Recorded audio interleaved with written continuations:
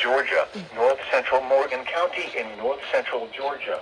Southeastern Clark County in northeastern Georgia. Northwestern Greene County in east central Georgia.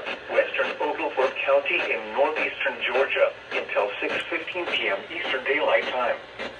At 5:28 p.m. Eastern Daylight Time, severe thunderstorms were located along a line extending from State Botanical Garden of Georgia to Appalachia, moving east at 20 miles per hour. Hazard, 60 miles per hour in gusts and dynamite hail. Source, radar indicated. Impact, expect damage to roofs, siding, and trees.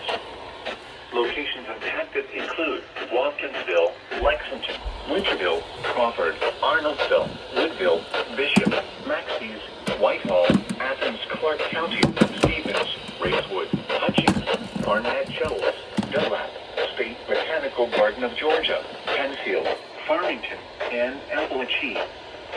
For your protection, move to an interior room on the lowest floor of the building.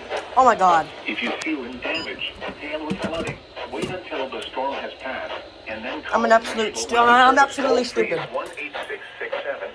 1-866-676-344-664. Tweet us your report at NWS Atlanta.